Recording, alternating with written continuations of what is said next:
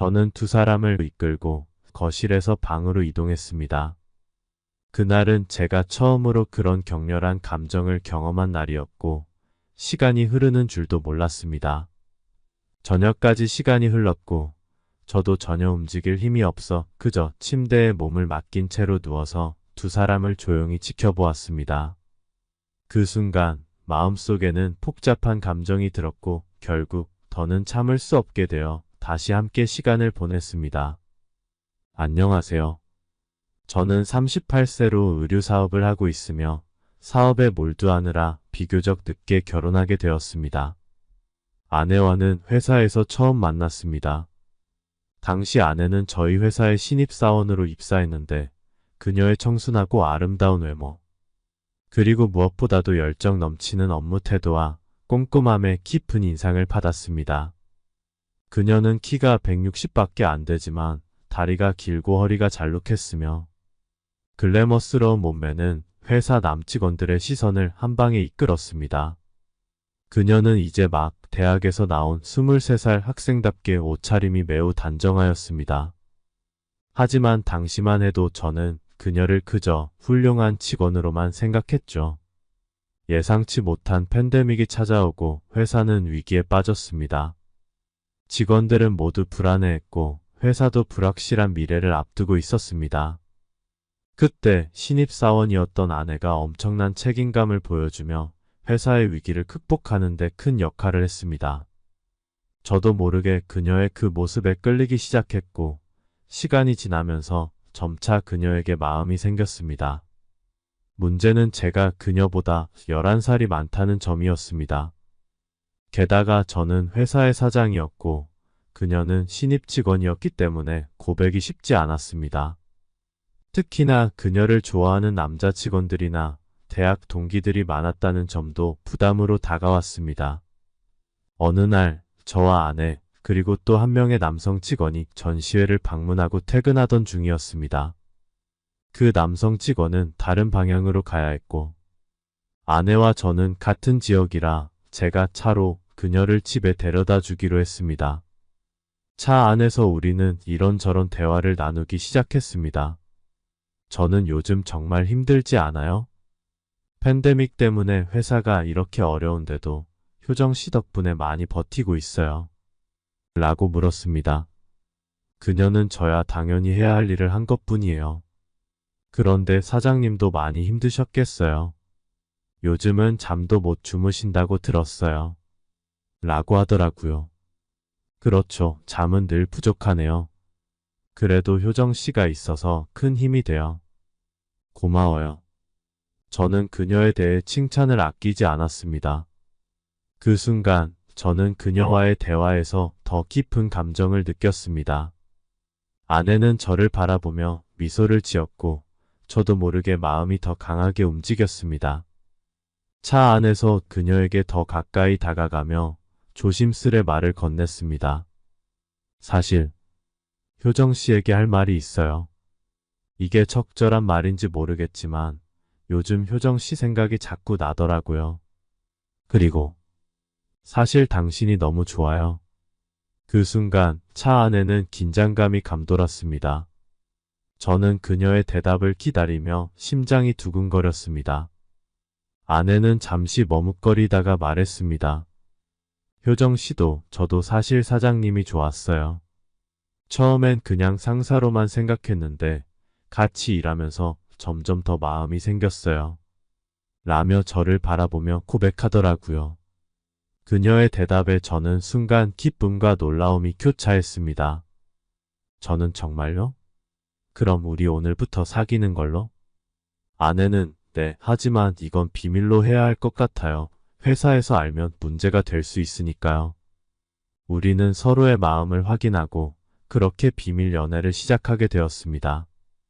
처음 연애를 시작했을 때 우리는 모든 것을 철저히 비밀로 유지했습니다. 회사 안에서의 관계는 여전히 사장과 직원으로 남았지만 퇴근 후에는 연인이 되어 가까워졌습니다. 아무에게도 말할 수 없는 비밀스러운 감정은 두근거림을 더했습니다. 어느 날 회식 자리에서 남자 직원들이 아내에게 관심을 보이기 시작했습니다. 어느 남자 직원이 그녀에게 효정씨, 오늘따라 더 예뻐 보이시네요. 이따 저랑 술 한 잔 더 어때요? 저는 그 상황이 질투가 났지만 아무 말도 할 수 없었습니다. 그저 속으로 불안함을 삼켰을 뿐이었죠. 아내는 웃으며 대답했습니다. 죄송해요. 오늘은 좀 피곤해서요. 다음에 기회가 되면요. 그 말을 듣고는 안심했지만 속으로는 빨리 우리가 공개적으로 연애를 할 수 있는 날이 오기를 바랐습니다. 시간이 지나 결혼을 발표했을 때 회사 남성 직원들의 반응은 아직도 잊을 수가 없습니다. 그들의 표정은 충격과 불신으로 가득 차 있었습니다. 두 분 결혼을 한다고요? 정말 믿기지 않네요. 언제부터 사귀신 거예요? 저는 웃으며 대답했습니다. 비밀로 하느라 말하지 못했지만 우리 꽤 오래 사귀었어요. 이제는 떳떳하게 말할 수 있어서 다행이에요. 아내와 제가 연애를 하면서 겪었던 모든 긴장감이 그 순간 풀리는 듯했고 우리는 공개적으로 부부로서 회사에서도 인정받게 되었습니다. 교제 기간은 8개월로 짧다면 짧은 시간이었지만 서로에 대한 확신이 있었습니다. 그녀의 긍정적이고 활기찬 성격은 제 일에 많은 힘이 되었고 저는 그녀의 따뜻함과 신뢰감 있는 모습에 더 깊이 빠져들었습니다. 그렇게 우리는 결혼을 결심하게 되었고 빠르게 결혼식을 올렸습니다. 하지만 결혼 후 예상하지 못한 차이들이 나타나기 시작했습니다.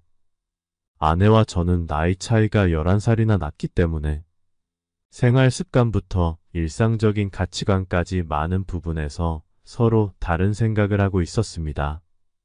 아마 이것이 세대 차이인 것 같았습니다. 그리고 저는 모든 생활 패턴이 사업에 맞추어져 있고 생활은 안정감을 더 중요하다고 생각하지만 아내는 아직 나이가 젊어서 더 많은 것을 경험하고 싶어 했습니다. 이런 차이들 때문에 때때로 갈등이 생기기도 했습니다. 다행인 것은 아내가 비록 나이는 어리지만 상당히 이성적이고 차분하다는 점입니다. 그녀는 또래의 여자들처럼 클럽이나 술집에 빠져 있지도 않았습니다. 유일하게 제가 마음에 걸리는 것은 그녀는 온라인 게임을 무척 좋아했습니다. 집에서 시간만 있으면 게임을 하거나 주말이면 친구와 함께 PC방에 가서 게임을 즐기곤 했습니다. 특히 아내는 게임에 대한 열정이 컸던 탓에 방 한 칸을 통째로 게임방으로 꾸미자고 강력히 요구했고 결국 컴퓨터 여러 대를 설치해 게임 공간을 만들었습니다. 그리고 결혼 후 아내는 회사에서 퇴사했지만 저의 파트너로 집에서 온라인 쇼핑 부문을 도와주고 있습니다. 아내는 정말 재능이 넘치는 사람이었습니다. 회사에 있을 때도 큰 도움이 되었고 지금도 온라인 쇼핑을 전혀 모르는 저에게는 든든한 지원군이었죠. 그렇지만 아내와 많은 부분에서 성향이 다르다는 것을 느끼며 살고 있었습니다. 특히 아내의 절친한 친구 서연이 자주 우리 집에 오는 것은 저에게 조금 불편했습니다. 지난 몇 년 동안 서연은 아내와 함께 게임을 하거나 요리를 하면서 집안일을 돕기도 했습니다. 오늘은 저희 결혼 3주년이었고 저는 둘만의 시간을 보내고 싶었습니다. 하지만 아내는 이미 서연이 집에 와 있다고 말했습니다. 평소라면 별 문제가 아니었겠지만 오늘은 조금 서운했습니다. 오전에 회사에서 업무를 일찍 마치고 집으로 들어왔을 때 현관에서 서연이 저를 맞았습니다. 선물을 들고 활짝 웃으며 말하더군요. 형부 3주년 축하해요. 앞으로도 행복하게 지내세요. 저는 그녀의 손에서 선물과 꽃을 받으며 어쩔 수 없이 웃음을 지었습니다. 아내는 서연의 팔을 잡고 웃었고 저는 미소를 지으며 속으로 생각했습니다. 그래, 분위기를 망치지 말자. 저는 아내에게 말했습니다. 오늘 회사에서 급한 일 처리하고 일찍 들어왔어. 원래 너랑 밖에서 데이트하고 분위기 있게 오후를 보내려고 했는데 서연은 제가 한 말에 눈치를 보며 형부 미안해요. 제가 방해됐나 봐요. 그럼 저 먼저 갈게요. 그러자 아내는 저를 힐끗 보며 서연을 붙잡았습니다. 오빠, 서연이 오늘 온다고 내가 미리 말했잖아요. 그냥 다 같이 보내면 어때? 괜찮죠? 아내가 애교 섞인 목소리로 물었습니다. 저는 살짝 불편했지만 굳이 더 분위기를 깨고 싶지 않았습니다. 그래서 서연에게 말했습니다. 서연 씨 오해하지 마요. 그냥 오늘은 아내랑 오붓하게 지내려고 했던 것뿐이에요. 괜찮아요. 같이 있어요. 서연은 머쓱한 듯 미소 지으며 자리에 남았습니다. 그렇게 그날은 셋이서 아내가 준비한 음식으로 결혼 3주년을 보내게 되었습니다. 오후 2시가 조금 넘어서 셋이 앉아 대화를 나누고 있을 때 회사에서 전화가 왔습니다. 사장님, 회사에 문제가 생겼습니다. 급하게 판단이 필요한 상황입니다. 내일까지 처리하지 않으면 큰일 날 수 있습니다. 순간 짜증이 밀려왔지만 어쩔 수 없이 다시 옷을 갈아입고 두 사람에게 상황을 설명했습니다. 나 급하게 회사에 다녀와야 할 것 같아. 문제 생겨서 처리하고 와야 해. 아내는 살짝 불만스러운 표정이었지만 고개를 끄덕였습니다. 그렇게 서둘러 집을 나서 회사로 향했는데 반쯤 가던 중 휴대폰을 집에 두고 왔다는 사실을 깨달았습니다. 중요한 연락이 필요했기에 다시 집으로 되돌아가야 했습니다. 집에 돌아왔을 때는 오후 3시를 조금 넘긴 시간이었습니다. 문을 열고 들어가니 거실에 아내와 서연은 보이지 않았습니다. 두 사람이 게임방에 들어갔다고 생각하며 거실을 지나 안방으로 향했습니다. 제 휴대폰은 안방 드레스룸에 있었기 때문에 그걸 가지러 가는 길이었죠. 그러나 안방문 앞에 다다랐을 때 문 너머로 들려오는 대화 소리에 걸음을 멈췄습니다. 아내와 서연의 목소리가 들렸고 대화 내용은 예상과 달랐습니다. 그 내용은 저에게 충격적이었습니다. 호기심에 문에 귀를 대고 조용히 듣기 시작했습니다. 대화는 점점 더 혼란스럽게 흘러갔고 저는 그들의 말을 이해할 수 없었습니다.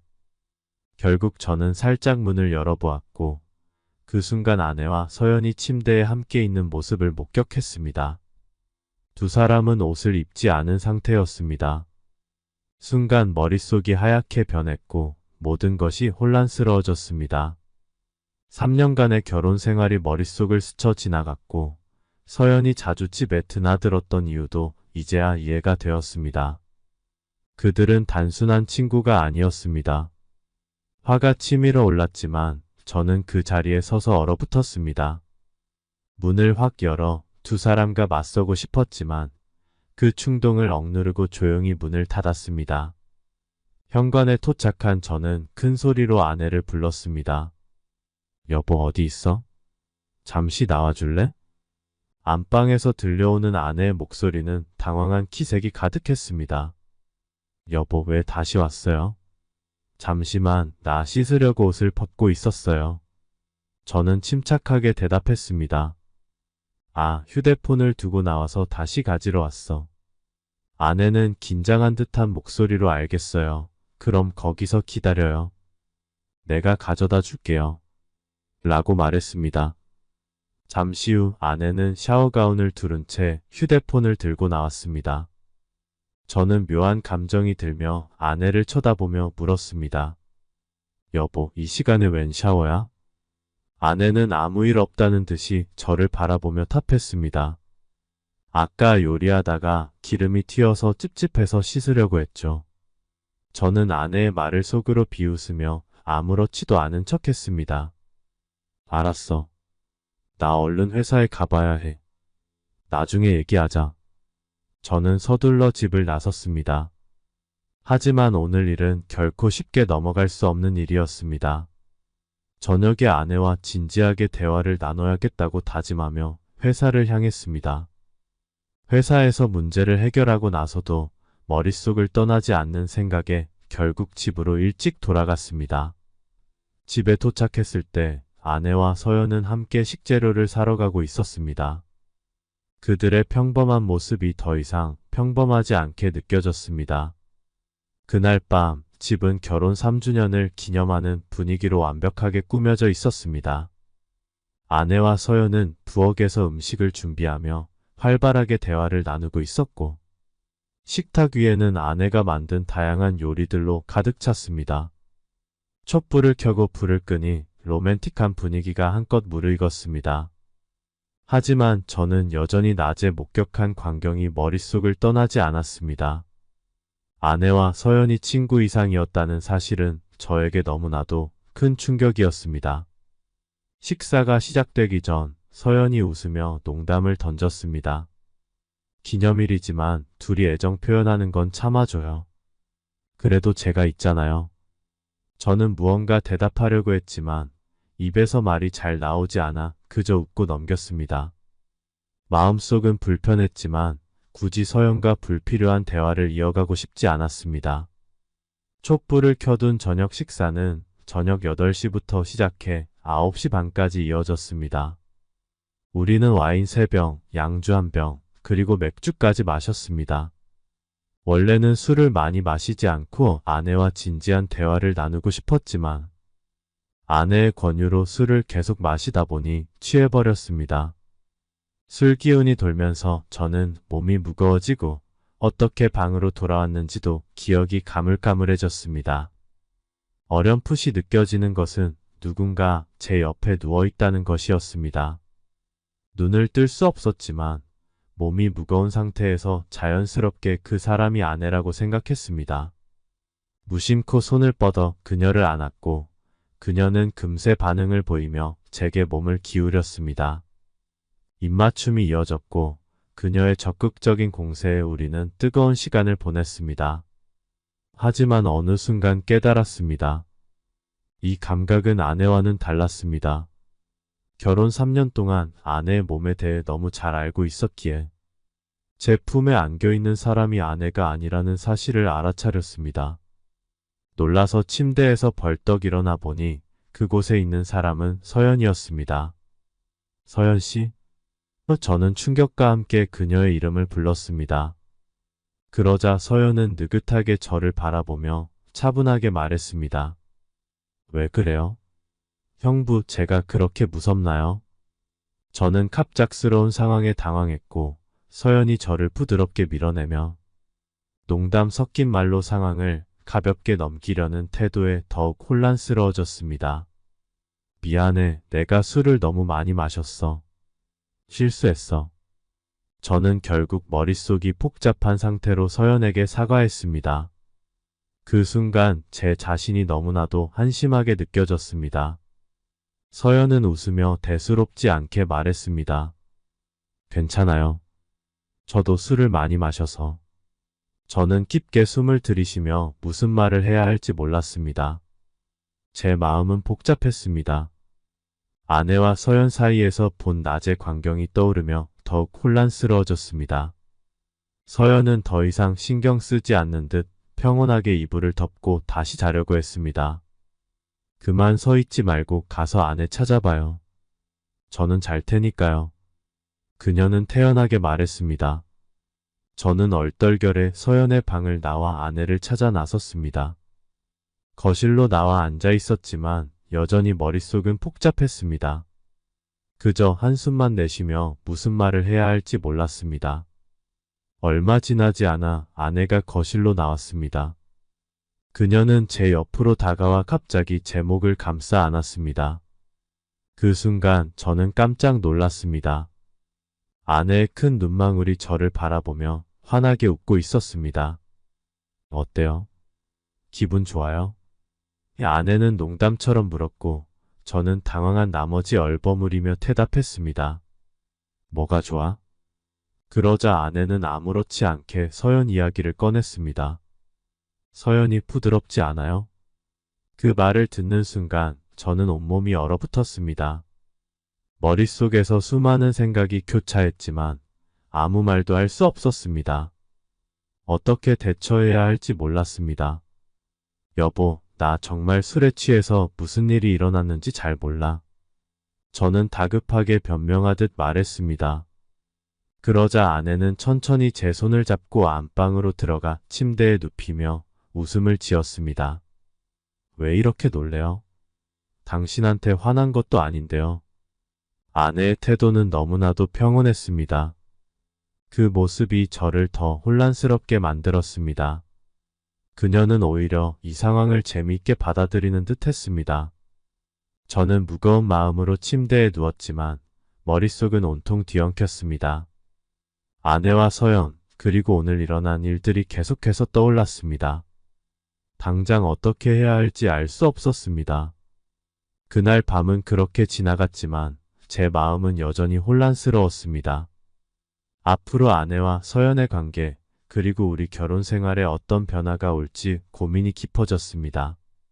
사실 저는 오늘 본 모든 일에도 불구하고 아내에게 아무 말도 하지 않았습니다. 하지만 서연과 함께 있었던 사실이 제 마음을 무겁게 짓눌렀습니다.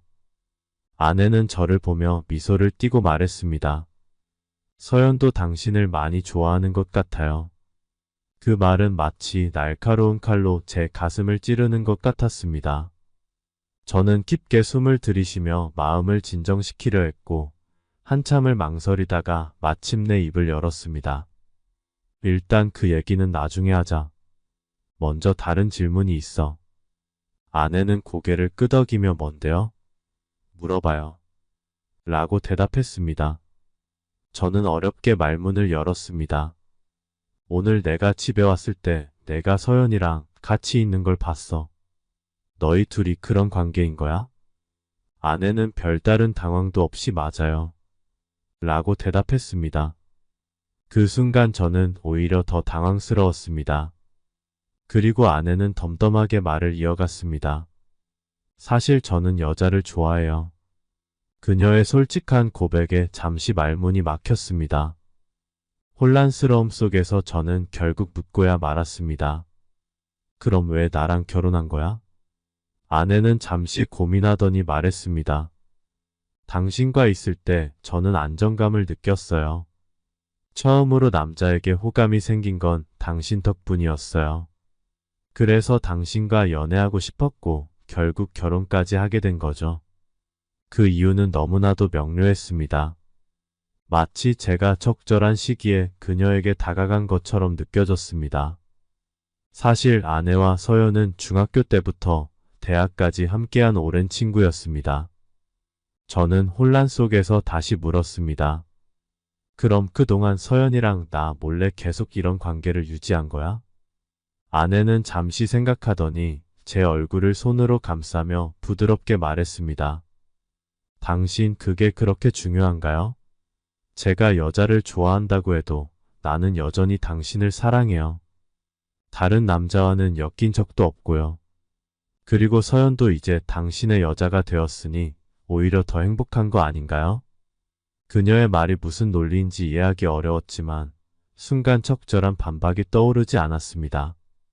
도덕적으로는 분명 잘못됐다는 걸 알았지만 동시에 어쩌면 제가 이득을 본 셈이라는 생각이 들었습니다.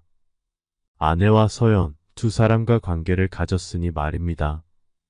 이 생각이 머릿속을 맴돌자 제 자신이 이 상황을 이득으로 받아들이고 있다는 사실에 씁쓸한 기분이 들었습니다. 아내는 미소를 지으며 말을 이어갔습니다. 이제 그만 신경 써요.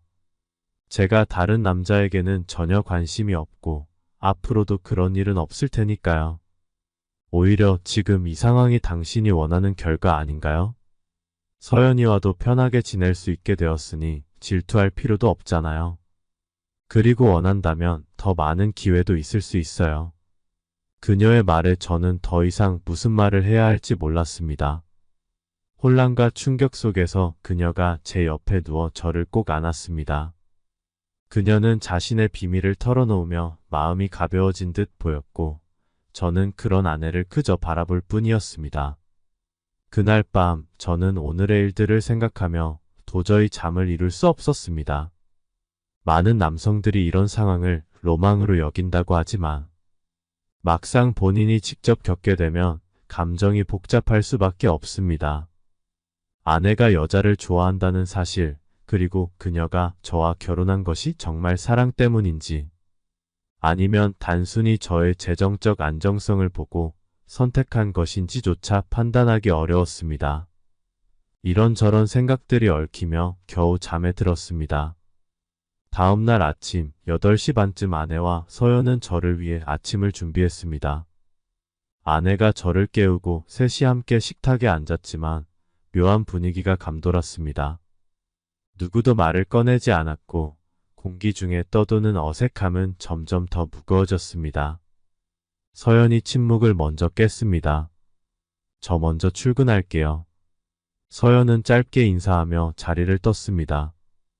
저는 서둘러 음식을 먹고 오렌지 주스를 한 모금 마신 후 서연이 나간 뒤 아내를 남겨둔 채 급히 집을 나섰습니다. 이 상황에서 무슨 말을 해야 할지, 어떻게 풀어야 할지 몰랐기에 일단 시간을 두기로 했습니다. 머리로는 최대한 이성적으로 대처하려고 했지만 감정은 쉽게 정리되지 않았습니다. 점심시간이 되었을 때 아내에게서 전화가 왔습니다. 여보, 나 서연이랑 다 얘기 끝냈어요. 이제 당신이 원하는 대로 해도 돼요. 그녀의 말에 놀라움과 동시에 기묘한 기분이 들었습니다. 이 상황은 많은 남성들이 상상하는 판타지일 수 있지만 그 주체가 아내라는 것은 전혀 예상치 못한 일이었습니다. 아내가 이렇게 적극적으로 나오는 상황에서 더 이상 망설일 이유는 없을 것 같았습니다. 혼란스럽긴 했지만 분명 손해보는 일은 아니었습니다. 심지어 다른 남성들이 이 사실을 알게 된다면 부러워할 상황일지도 모른다는 생각마저 들었습니다. 예전에는 이런 상황을 상상조차 못했지만 막상 겪어보니 여러 감정들이 뒤섞였습니다. 그날 저녁 퇴근 후 집으로 돌아가면서 아내와 서연이 준비한 음식을 기대하고 있었습니다. 그러나 집에 도착하자마자 제 앞에 펼쳐진 광경은 예상 밖이었습니다. 문을 열고 들어갔을 때 아내와 서연은 주방에서 함께 요리를 하고 있었는데 두 사람 모두 한여복을 입고 있었습니다. 하지만 그 복장은 완벽히 차려입은 상태가 아니라 조금은 노출이 있는 스타일이었습니다. 저는 순간 당황했지만 아내는 태연하게 미소를 지으며 말했습니다. 여보, 퇴근했어요. 음식이 거의 다 준비됐으니 잠시만 기다려요. 서연도 웃으며 고개를 돌려 저를 보더니 부드럽게 말했습니다. 형부, 이 고기 요리 좀 봐줄래요? 잘 익었는지 확인해줘요. 저는 아무 생각 없이 고개를 끄덕이며 주방으로 다가갔습니다. 하지만 제 시선은 자연스럽게 다른 곳에 머물렀습니다. 두 사람 사이에 서서 요리를 봐야 했지만 이미 제 머릿속은 음식이 아닌 다른 생각으로 가득 차 있었습니다. 아내가 부드러운 목소리로 말했습니다. 여보, 오늘은 특별한 날이니까 편하게 즐겨요. 더 이상 고민할 필요 없잖아요. 저는 순간 대답을 하지 못했습니다. 이 상황이 정말 현실인지 믿기지 않았습니다. 두 사람의 모습은 저를 더욱 혼란스럽게 만들었지만 동시에 어딘가 마음이 들뜨기도 했습니다. 저녁 식사 동안 아내와 서연은 다정하게 요리를 나누며 자연스럽게 대화를 이어갔습니다. 하지만 저는 그저 가만히 앉아 이 상황을 지켜볼 수밖에 없었습니다. 그때 아내가 갑자기 저를 바라보며 의미심장한 미소를 지었습니다. 여보, 이제 우리 셋이 함께 잘 지낼 수 있겠죠? 저는 잠시 망설이다가 대답했습니다. 그래, 그런 것 같아. 하지만 이게 정말 괜찮은 거야? 나도 아직 혼란스러워. 아내는 여전히 웃으며 말했습니다. 걱정 마세요. 우리 모두가 행복하다면 그걸로 충분한 거 아닌가요? 서연은 가만히 듣고 있다가 미소를 지으며 한마디 덧붙였습니다. 형부, 걱정하지 말아요. 이제 더 이상 고민하지 않아도 돼요. 그냥 우리랑 함께 즐기면 돼요. 그날 밤은 이전과는 전혀 다른 경험으로 가득 찬 시간이었습니다. 2시간 넘게 격렬한 시간이 흐른 뒤 저는 완전히 지쳐버렸습니다. 온몸이 무겁고 피곤해서 침대에 늘어져 있을 수밖에 없었습니다. 아내와 서연은 여전히 그들만의 시간을 보내고 있었고 저는 그저 그 광경을 지켜보았습니다. 저녁 10시가 되어 결국 우리는 모두 멈췄고 샤워 후 침대에 나란히 누웠습니다. 아내와 서연도 이 경험이 신기한 듯 보였고 피곤해 보이기도 했습니다. 서연이 먼저 입을 열었습니다. 형부, 오늘 너무 무리한 거 아니에요?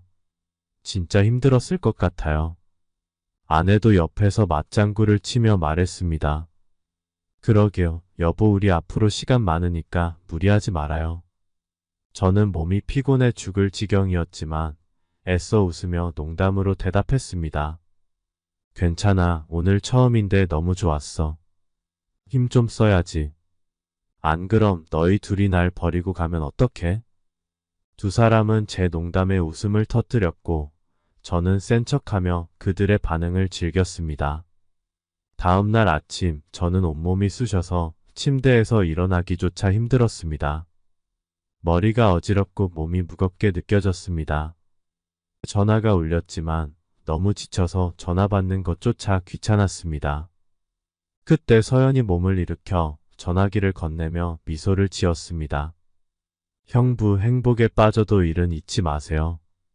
그녀는 장난스럽게 농담을 건넸고 저는 피곤한 몸을 일으키며 그저 미소로 답할 수밖에 없었고 겨우 출근할 수 있었습니다. 그날 이후 서연은 마치 자신의 집처럼 저희 집을 들락거리기 시작했습니다. 이내 서연은 자신의 짐까지 들고 집으로 들어와 우리와 함께 살게 되었습니다. 그때부터 저의 생활은 마치 옛날 황제가 부러울 것 없는 생활로 바뀌었습니다. 서연과 아내, 두 사람과 함께하는 생활은 그야말로 꿈만 같았고 저는 새로운 세계를 경험하는 듯 했습니다. 사랑이 이렇게 다양한 방식으로 가능하다는 사실은 그때서야 비로소 깨닫게 된 신기한 경험이었습니다. 서연은 아내와는 달리 활동적이고 취미가 다양했습니다. 그녀는 여행을 좋아하고 맛집 탐방도 즐겼으며 여러 가지 스포츠 활동에도 관심이 많았습니다. 매일 집에서 게임만 하는 아내와는 매우 대조적인 모습이었죠. 그러던 어느 날 서연은 연휴 때 태국으로 여행을 떠나자고 제안했습니다. 형부, 이번 연휴에 태국 여행 어때요? 맛집도 많고 액티비티도 즐길 수 있을 거예요. 그리고 우리 셋이서 신나게 놀 수 있는 기회잖아요. 저는 그 제안의 매력을 느꼈고 아내 역시 그 제안을 흔쾌히 받아들였습니다. 우리는 태국 여행을 계획했고 그곳에서 마치 세상에 우리 셋밖에 없는 듯한 시간을 보낼 준비가 되었습니다. 태국에 도착하자마자 우리는 그곳의 자유로운 분위기에 매료되었습니다. 사람들의 시선을 신경 쓰지 않고 저는 두 여자의 팔짱을 낀 채 거리를 활보했습니다. 당연히 현지인들조차 경악한 표정을 지으며 우리를 쳐다보았고 지나가는 남성들은 제게 엄지손가락을 치켜들며 부러움을 표시했습니다. 형부, 사람들이 우리를 보고 있네요. 재미있지 않아요? 그치? 내심 기분 좋은데? 저도 그녀의 말을 동의했습니다. 아내도 맞아요. 더 당당하게 걸어요. 여기서는 다른 사람들 신경 쓰지 않아도 되니까요. 서연은 아내의 말을 듣고 더 과감하게 제 팔을 끌어안고 머리를 제 가슴에 기대며 걷기 시작했습니다. 우리는 사람들의 시선을 즐기며 여행을 만끽했습니다. 그때 제가 이 두 여인과 함께할 수 있다는 사실이 더욱 자랑스럽게 느껴졌습니다. 우리는 바다가 보이는 프라이빗 풀빌라의 숙소를 잡았습니다. 각 건물마다 높은 나무 울타리가 있어 프라이버시가 보장되었고 그곳에서 우리는 아무런 방해 없이 자유롭게 지낼 수 있었습니다. 수영장이 있는 이 풀빌라는 우리에게 완벽한 장소였습니다. 서연은 형부, 여기 진짜 좋지 않아요? 수영장에서 놀면서 파티도 할 수 있을 것 같아요. 그래, 이 정도면 정말 완벽한 곳이야. 우리 신나게 즐기자고. 그날 밤 우리는 수영장에서 파티를 벌였습니다.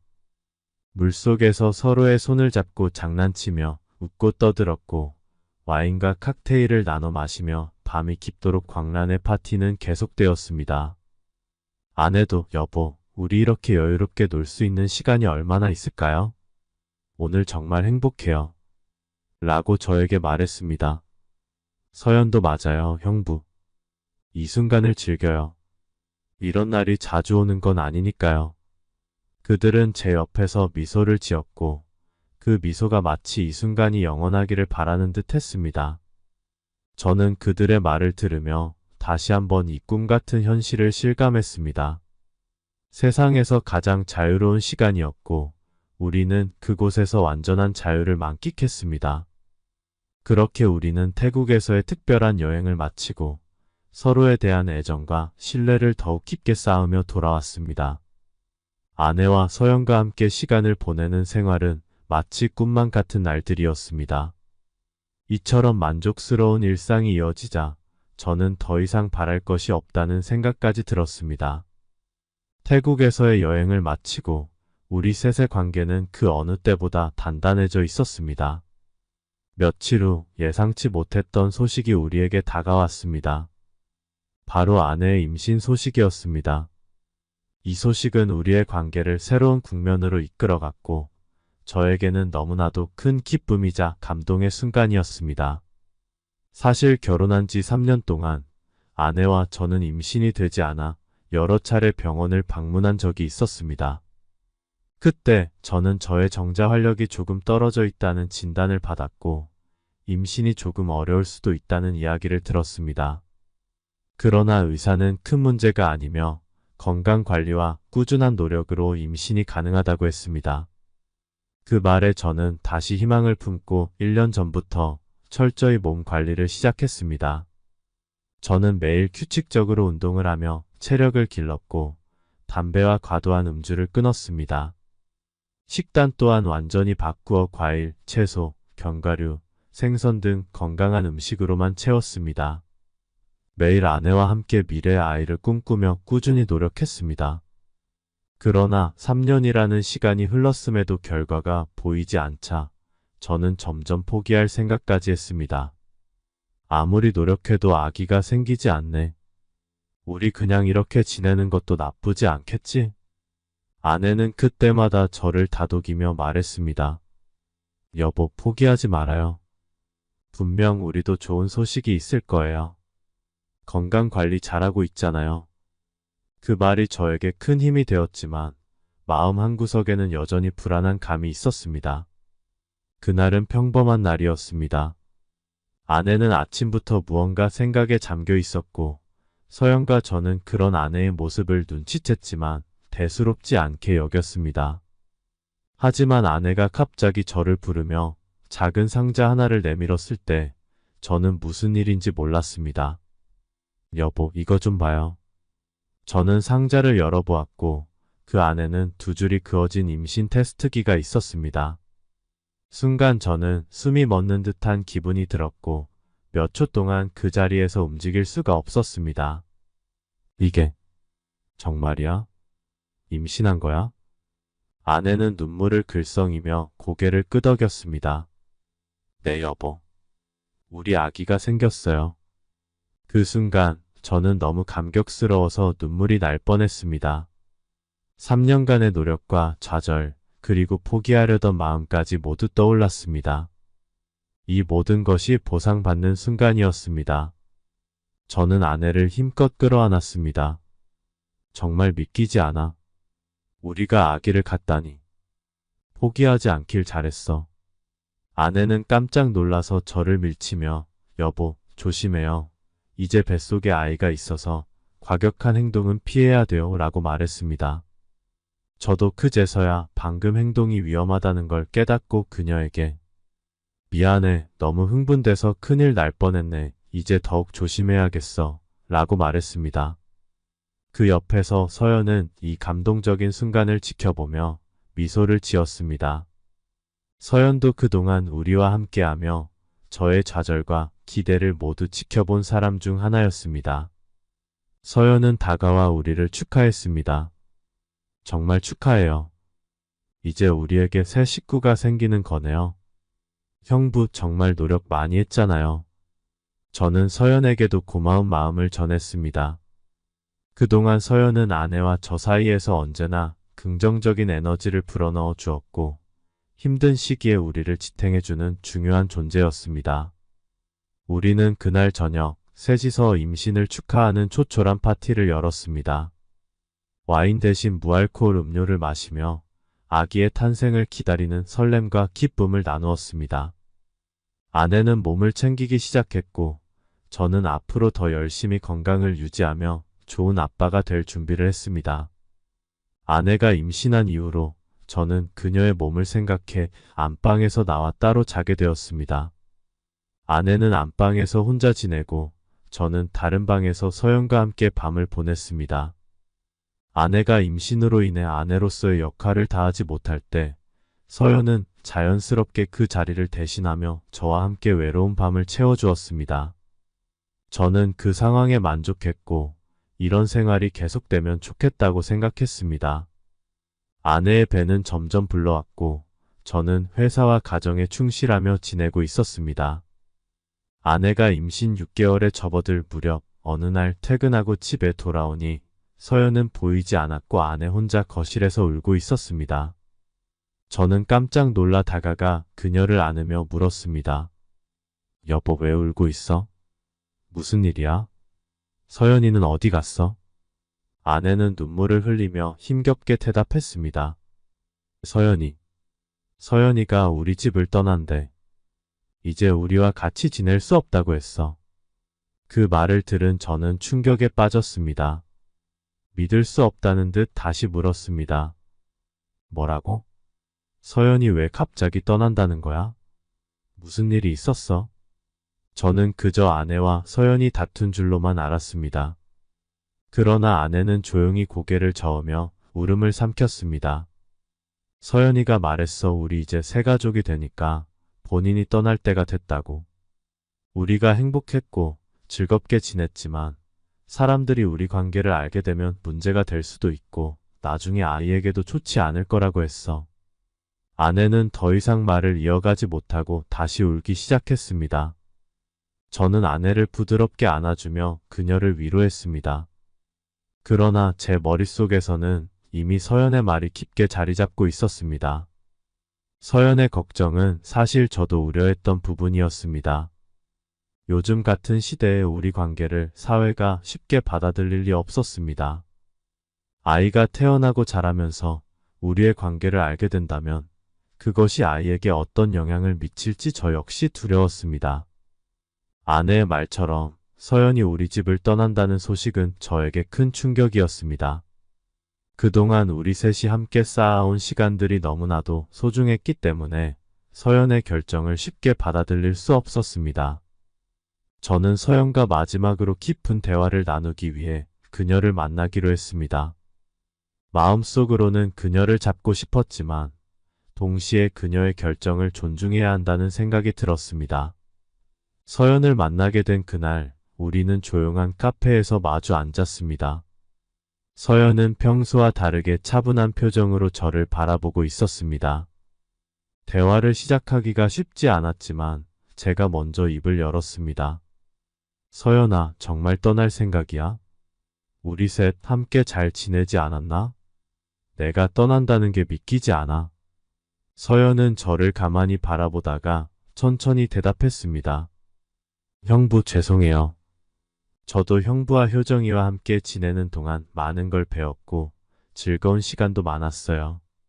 하지만 이제는 더 이상 이 관계를 지속할 수 없을 것 같아요. 저는 당황하며 다시 물었습니다. 무슨 일이 있었어? 효정이와 다툰 거야? 아니면 내가 뭔가 잘못한 거 있어? 서연은 고개를 저으며 말했습니다. 그런 거 아니에요. 형부는 잘못한 게 없어요. 사실 저는 남자를 사랑할 수 없어요. 남자와 함께 있으면 감정이 생기지 않아요. 형부와 함께 있었던 것도 효정이 때문이었어요. 형부를 싫어한 건 아니지만 사랑한 것도 아니었어요. 그 말을 들은 저는 충격을 받았습니다. 그럼 왜 나와 함께 지내왔던 거야? 정말 아무런 감정도 없었니? 서연은 미소를 지으며 부드럽게 말했습니다. 형부를 싫어한 건 아니에요. 나름대로 애정을 가지고 지냈어요. 하지만 효정이를 사랑하는 마음 때문에 이 모든 것이 가능했던 거예요. 효정이의 제안을 받아들였던 것이지 형부를 사랑한 건 아니었어요. 저는 그 말을 듣고 비로소 서연의 마음을 완전히 이해하게 되었습니다. 서연에게 저는 사랑의 대상이 아니었습니다. 그녀는 저를 사랑하지 않았지만 아내를 사랑하기 때문에 우리 셋이 함께한 시간이 가능했던 것입니다. 그렇다면 이제 떠나는 이유는 뭐야? 서연은 고개를 숙이며 천천히 답했습니다. 이제는 저도 제 행복을 찾아야 해요. 효정이는 임신했고 이제 새로운 가족이 생겼잖아요. 저는 이 가족에 더 이상 끼어들고 싶지 않아요. 우리 관계가 나중에 아이에게도 좋지 않을 거라고 생각해요. 그래서 지금 떠나는 게 맞다고 느꼈어요. 저는 그녀의 결정을 존중해야 했지만 여전히 마음 한구석에서는 아쉬움이 가득했습니다. 서연을 붙잡고 싶었지만 그것이 옳지 않다는 걸 알았습니다. 서연은 마지막으로 저를 보며 차분하게 말했습니다. 형부 정말 감사했어요. 이제 저는 떠나지만 형부와 효정이는 행복하게 잘 살아가시길 진심으로 바랄게요. 저는 말없이 고개를 끄덕이며 그녀의 결정을 받아들였습니다. 서연아 고마웠어. 함께한 시간들 정말 소중했어. 어디에 있든 꼭 행복하길 바랄게. 서연은 마지막으로 미소를 지으며 자리에서 일어섰습니다. 서연은 그렇게 자신의 행복을 찾기 위한 새로운 길을 떠났습니다. 저는 그녀를 붙잡을 수 없었지만 그녀의 결정을 존중했고 아내와 함께 앞으로의 삶을 이어가기로 했습니다. 아내는 서연의 떠남을 힘들어했지만 이제 아이가 태어날 준비를 하며 새로운 가족으로서의 삶을 시작하게 되었습니다. 서연이 떠난 지 3개월이 지났습니다. 그동안 아내는 건강한 남자아이를 무사히 출산했고 우리 가정에 새로운 생명이 찾아왔습니다. 아내도 잘 회복했지만 출산 후 시간이 지나면서 그녀는 점점 우울해 보였습니다. 저는 그녀의 이런 모습을 보며 걱정스러웠습니다. 서연이 떠난 이후에도 아내는 가끔 그녀를 떠올리는 듯했고 표정에서 슬픔이 묻어나곤 했습니다. 어느 날 저녁 아내가 조용히 소파에 앉아 아이를 바라보고 있을 때 저는 그녀에게 다가가 옆에 앉았습니다. 아내의 얼굴에는 깊은 생각이 깃들어 있었고 그 모습을 보니 무언가 걱정이 많아 보였습니다. 저는 그녀를 부드럽게 안으며 물었습니다. 여보, 무슨 생각을 하고 있는 거야? 아직도 서연이를 잊지 못하는 거야?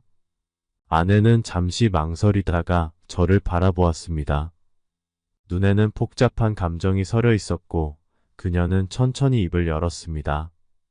여보, 나 아직 여자를 좋아하는 것 같아요. 그 말을 들은 순간 저는 잠시 말을 잇지 못했습니다. 오늘의 사연은 여기까지입니다. 구독, 좋아요, 알림 설정 부탁드립니다. 감사합니다.